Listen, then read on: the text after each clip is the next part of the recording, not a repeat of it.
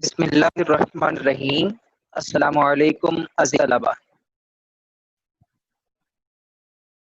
Chemistry 10th class chapter number 10 हमने last lecture के अंदर स्टार्ट किया था। उम्मीद है कि आप सब खैरियत से होंगे और पिछला लेक्चर आपने तैयार किया हो। स्टूडेंट साथ साथ लेक्चर करना इंतहाई इम्पोर्टेंट और बहुत ज़रूरी होता है। बोर्ड के एग्ज़ाम के अंदर अच्छे मार्क्स हासिल करने के लिए या अपने कॉन्सेप्ट्स को क्लियर रखने के लिए ज़रूरी होता है कि रोज़ का काम रोज़ किया जाए। जो लेक्चर आते हैं उसको साथ साथ तैयार किए रखें। अगर आपका इदारा आपके लिए ऑनलाइन क्लासेस का इंतज़ाम किया हुआ है तो उसका बुनियादी मकसद यही है कि आपका हर्ज ना हो और नुकसान ना हो। इसलिए जो है वो लेक्चर्स आप अपने साथ साथ तैयार रखें। एक चैप्टर हमने कंप्लीट कर लिया है, नेक्स्ट चैप्टर हमने स्टार्ट किया हुआ है। इंशाल्लाह कोशिश करेंगे कि इस चैप्टर को जो है वो ये चूँकि लेंथी चैप्टर है तो इस चैप्टर को जो है एक रीजनेबल टाइम के अंदर इंशाल्लाह इसको भी हम कंप्लीट करेंगे। चैप्टर का नाम जी acid bases and salts. Last lecture में हमने इसका इंट्रोडक्शन, एसिड का, बेस का इंट्रोडक्शन पढ़ा था और एसिड और बेस की चंद कैरेक्टरिस्टिक्स पढ़ी थी, प्रॉपर्टीज पढ़ी थी। आज हम स्टूडेंट एसिड वाला पोर्शन जो है वो उसे स्टार्ट करने जा रहे हैं कि एसिड क्या होता है और बेसिस क्या होता है। हमारी किताब के अंदर, हमारी टेक्स्ट बुक में एसिड और बेस को डिफाइन करने के लिए, एसिड और बेस की तारीफ करने के लिए, एसिड और बेस को समझने के लिए 3 कॉन्सेप्ट्स दिए हुए हैं। उनमें से पहला कॉन्सेप्ट अर्हीनियस कॉन्सेप्ट आज हम शुरू करेंगे। इसके बाद जो है वो 2 और कॉन्सेप्ट हैं जो कि लॉरी ब्रॉन्स्टेड और लिविस के नाम से मशहूर हैं। आज हम अर्हीनियस कॉन्सेप्ट के मुताबिक देखेंगे कि एसिड क्या होता है और बेस क्या होता है। स्टूडेंट सबसे पहले ये पता होना चाहिए कि ये कॉन्सेप्ट अर्हीनियस कॉन्सेप्ट क्यों कहलाता है और ये कब मंजर आम पर आया। स्वीडिश केमिस्ट है जी, उसका नाम है जी स्वेंट अर्हीनियस। 1787 के अंदर, 1787 के अंदर हमारे टेक्स्ट बुक के मुताबिक 1787 में इस साइंटिस्ट ने ये अर्हीनियस कॉन्सेप्ट जो है वो प्रपोज किया और एसिड और बेस को डिफाइन करने की कोशिश की। इसके मुताबिक स्टूडेंट्स, इसने जो डिफाइन किया कि एसिड क्या होता है, इसने कहा कि acid is a substance which dissociates in aqueous solution to give hydrogen ions.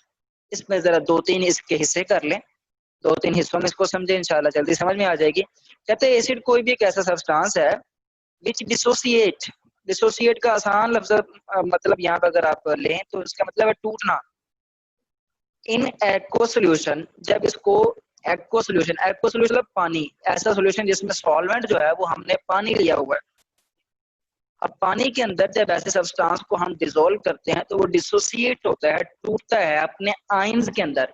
और अगर उन आयंस में से एक आयन हाइड्रोजन हो, ये वाला हाइड्रोजन आयन हो, तो फिर हम उसको क्या बोलेंगे कि ये क्या है, एसिड है। याद रहे स्टूडेंट, एसिड की ये डेफिनेशन जो है वो अर्हीनियस कॉन्सेप्ट के मुताबिक है। ये जो हमने टॉपिक शुरू किया हुआ है, ये अक्सर औकात बोर्ड में लॉन्ग क्वेश्चन की शक्ल में भी आ जाता है और शॉर्ट क्वेश्चन की शक्ल में भी आ जाता है। पूछा जा सकता है कि अर्हीनियस कॉन्सेप्ट के मुताबिक एसिड को डिफाइन करें, साथ में एग्जाम दें, या फिर सिंपली ये कहा जा सकता है कि अर्हीनियस कॉन्सेप्ट के मुताबिक बेस को डिफाइन करें। तो फिर उस हिसाब से आपने इसको, ये क्वेश्चंस मैं इंशाल्लाह ये टॉपिक के एंड पे भी रिपीट करता हूँ। काफी सारे इसके अंदर शॉर्ट क्वेश्चन बनते हैं और बताते खुद ये टॉपिक एक लॉन्ग क्वेश्चन की शक्ल में भी पूछा जा सकता है। स्टूडेंट्स, एसिड जो है वो अर्हीनियस कॉन्सेप्ट बताता है कि एक ऐसा सब्सटेंस है जब उसको पानी के अंदर डिसोल्व किया जाता है तो डिसोल्व होने पर वो जब अपने आयंस में टूटता है, अगर उन आयंस में एक हाइड्रोजन आयन मौजूद है फिर जो है वो सब्सटेंस एसिड कहलाएगा। या आसान लफ्जों में कह लें, एक ऐसा सब्सटेंस है जब पानी के अंदर डिसोल्व करने, एक ऐसा सब्सटेंस जो पानी के अंदर डिसोल्व होने पर हाइड्रोजन दे दे, उसको हम अर्हीनियस एसिड कहेंगे अर्हीनियस कॉन्सेप्ट के मुताबिक। अगर जनरली देखा जाए तो ये आयोनाइजेशन जो होती है, आयंस का एक कंपाउंड का, एक आयनिक कंपाउंड का या एक किसी भी कंपाउंड का अपने आयंस में टूटना, उसको हम आयनाइजेशन कहते हैं। तो जनरली अर्हेनियस एसिड की जो इसने डेफिनेशन की है वो जनरली इस तरह डिसोसिएट है वाटर के अंदर। ये आपके सामने एक इक्वेशन आ गई है। इसमें H स्टैंड्स फॉर हाइड्रोजन, और A जो है किसी भी एलिमेंट या नंबर ऑफ एलिमेंट्स की जगह पर हमने फर्ज किया हुआ, सपोज किया हुआ, क्योंकि एक जनरल लिख रहे हैं ना, एक जनरल इक्वेशन लिख रहे हैं, तो उसके अंदर A जो है वो हमने फर्ज किया हुआ कि ये कोई भी एलिमेंट या नंबर ऑफ एलिमेंट्स है।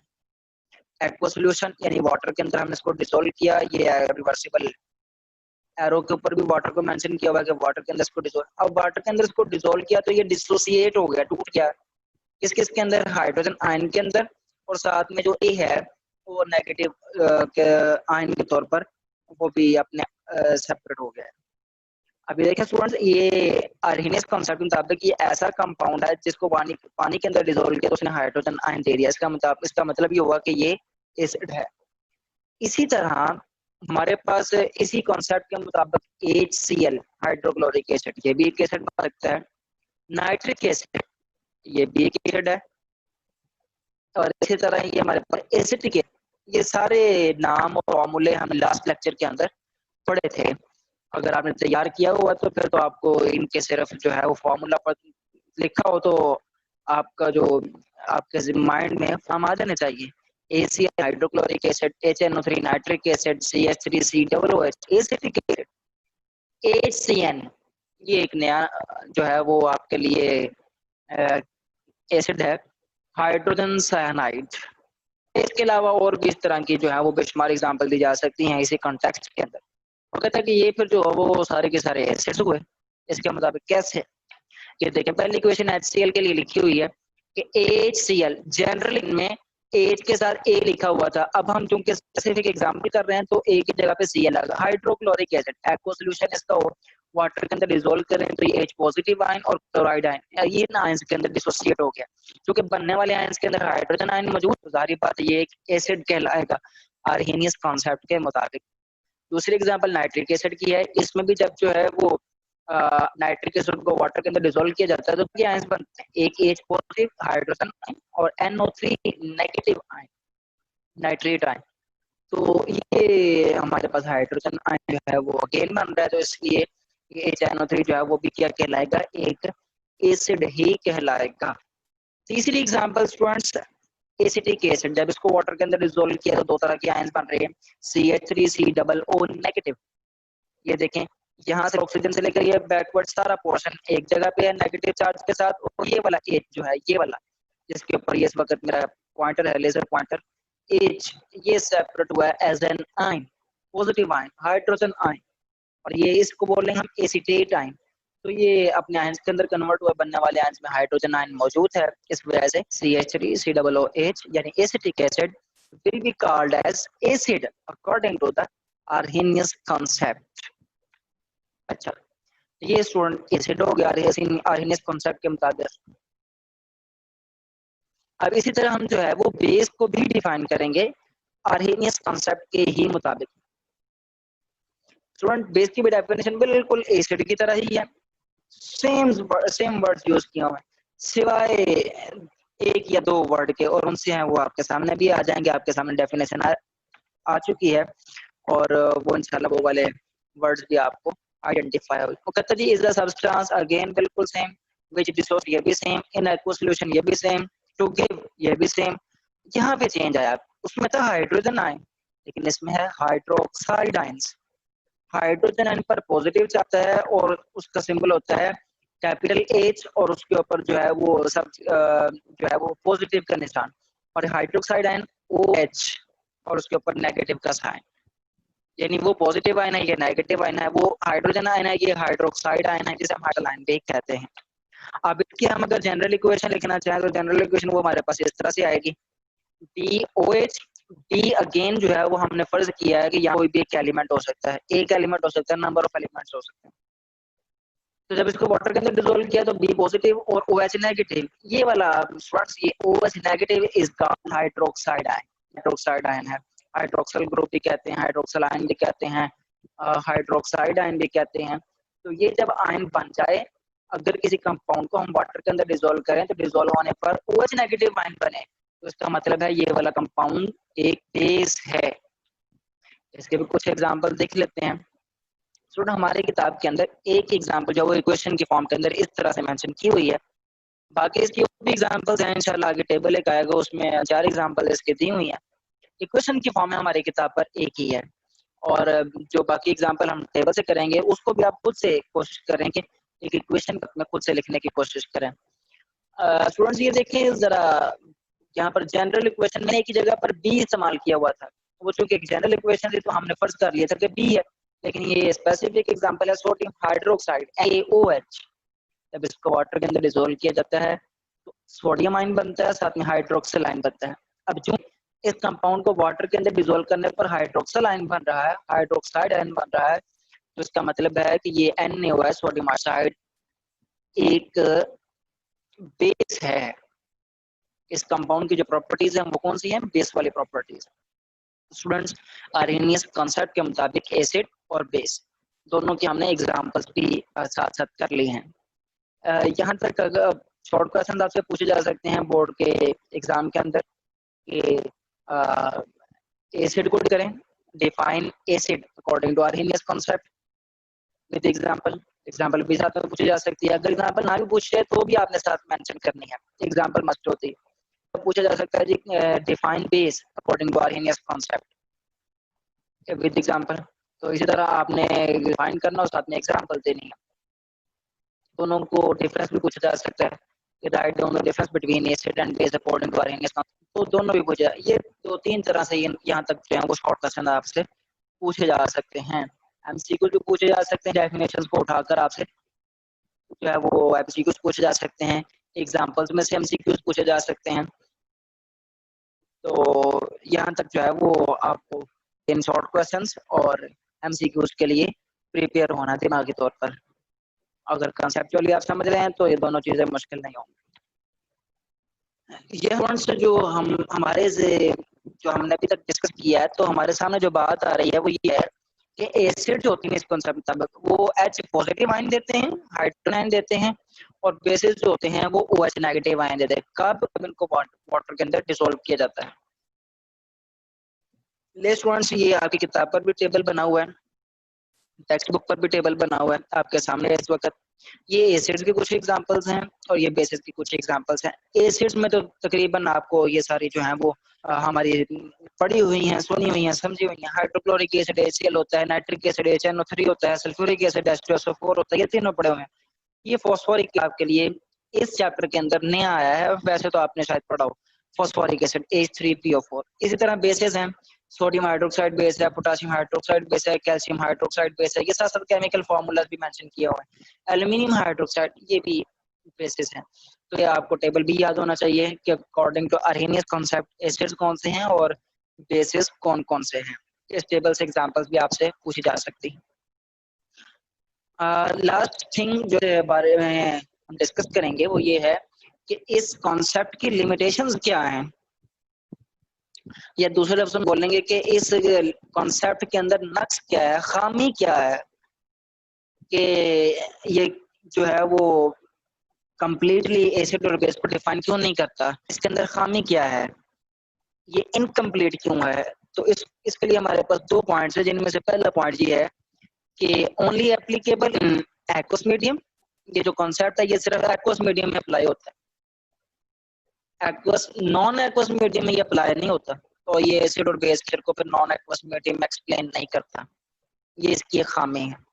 जाहिर पता है लिमिटेशन लग गई है कि ये सिर्फ पानी के अंदर डिसॉल्व करने पर चलता है, या पानी के अंदर डिसॉल्व करने पर इसके एसिड और बेस का पता चलता है, प्रॉपर्टीज जो है वो हाइड्रोजन या हाइड्रोक्साइड आयन ये पानी के अंदर डिसॉल्व करने पर बनता है। तो ये भी इसकी एक लिमिटेशन है। हमारे पास और भी कई सॉल्वेंट्स हैं जो कि वाटर नहीं हो सकता, वाटर के अलावा कई सॉल्वेंट्स हैं, ऑर्गेनिक सॉल्वेंट्स हैं, इनऑर्गेनिक सॉल्वेंट्स हैं जो कि वाटर नहीं है, तो वहां पर भी तो इनको अप्लाई होना चाहिए ना, लेकिन ये वहां पर अप्लाई नहीं होता। तो ये बात जो है वो इसकी लिमिटेशन है कि ये एक्वस मीडियम में अप्लाई होता है जबकि नॉन एक्वस मीडियम में अप्लाई नहीं होता। दूसरी लिमिटेशन और ये इम्पोर्टेंट लिमिटेशन है ये Students, according to this concept, acids and bases are only those substances which contain hydrogen, H positive, and hydroxide ions. इस concept के मुताबिक सिर्फ वो substances acid या base हैं जिनमें हाइड्रोजन आयन मौजूद है या हाइड्रोक्साइड आयन मौजूद है रिस्पेक्टिवली। मिसाल के तौर पर अगर एसिड है तो उसमें हाइड्रोजन आयन का होना, अगर बेस है तो हाइड्रोक्साइड आयन का होना जरूरी है। जाहिर बात है अगर एसिड के अंदर हाइड्रोजन आयन मौजूद होगा तो ही वाटर में डिसॉल्व करने पर वो हाइड्रोजन आयन देगा ना। अगर उसके अंदर हाइड्रोजन है ही नहीं है तो वाटर के अंदर डिसॉल्व करने पर तो वो हाइड्रोजन आयन नहीं देगा ना। इसी तरह हाइड्रोक्साइड आयन बेस, बेस के अंदर हाइड्रोक्साइड आयन मौजूद होगा तो वाटर में डिसॉल्व होने पर वो हाइड्रोक्साइड आयन देगा ना।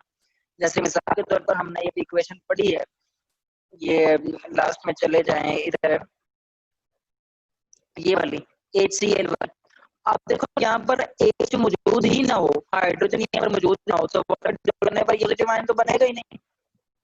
तो इसका मतलब है कि सब्सटेंस के अंदर ये यहाँ पर हाइड्रोजन मौजूद होना जरूरी है, H पॉजिटिव होना जरूरी है। इसी तरह अगर बेस की बात करें तो ये हमारे पास है, ये है NaO। अगर यहाँ पर OH मौजूद नहीं है तो वाटर में डिसॉल्व करने पर OH कहाँ से आ जाएगा? ठीक है, तो इस कॉन्सेप्ट के मुताबिक एसिड्स वो वाले सब्सटेंसेस हैं जिनमें हाइड्रोजन पॉजिटिव आयन मौजूद है या फिर हाइड्रोक्साइड आयन मौजूद है रिस्पेक्टिवली। अच्छा, अब इसका क्या होता है ये किस तरह से खामी है, लिमिटेशन कैसे है? It can not explain the nature of compounds like carbon dioxide, NH3, ammonia etcetera which are acid and base respectively. अब देखें, अब मॉडर्न जो हमारे पास डेफिनेशन है एसिड और बेस के, उसके मुताबिक या CO2 कार्बन डाइऑक्साइड और NH3 अमोनिया, ये CO2 कार्बन डाइऑक्साइड ये एक एसिड है या इसकी प्रॉपर्टी लिखें। इसी तरह NH3 एक बेस है, ठीक है। तो अब हमने क्या पढ़ा कि एसिड होने के लिए क्या जरूरी है? H पॉजिटिव होना, लेकिन CO2 इसके अंदर तो H पॉजिटिव है ही नहीं, हाइड्रोजन आयन तो देख ही नहीं रहे कहीं। तो आर्हीनियस कॉन्सेप्ट के मुताबिक तो ये एसिड नहीं है। इसी तरह यहाँ पर NH3, यहाँ पर OH मौजूद नहीं है, hydroxide ion, hydroxyl ion, OH negative मौजूद ही नहीं है। आर्हीनियस कॉन्सेप्ट के मुताबिक तो ये बेस नहीं बनती, लेकिन एक्चुअली हकीकत के अंदर ये कार्बन डाइऑक्साइड एक एसिड है और NH3 एक बेस है। तो स्टूडेंट्स, ये इसकी दूसरी रीजन है कि ये सिर्फ ऐसे सब्सटेंसेस को डिफाइन करता है जिनमें हाइड्रोजन आयन मौजूद है और हाइड्रोक्सिल आयन मौजूद है, लेकिन हकीकत के अंदर ऐसे सब्सटेंसेस भी मौजूद हैं जो कि एसिड है लेकिन उनमें हाइड्रोजन आयन मौजूद नहीं है, H पॉजिटिव नहीं मौजूद है। इसी तरह हकीकत ऐसे सब्सटेंसेस मौजूद हैं जिनमें हाइड्रोक्साइड आयन मौजूद नहीं है लेकिन वो बेस है। उसके कुछ एग्जांपल आपके सामने रखिए। स्टूडेंट्स, यहाँ तक हमारा आर्हीनियस कॉन्सेप्ट कंप्लीट हुआ। इंशाअल्लाह नेक्स्ट लेक्चर के अंदर हम दूसरा कॉन्सेप्ट लॉरी ब्रॉन्स्टेड कॉन्सेप्ट या ब्रॉन्स्टेड लॉरी कॉन्सेप्ट जो है वो उसको एक्सप्लेन करेंगे, डिस्कस करेंगे। अल्लाह ताला हम सब का हामी और नासिर हो। अल्लाह ताला हम सब को हर किस्म के वबाई अमराज से महफूज रखे। अस्सलामु अलैकुम, अल्लाह हाफ़िज़।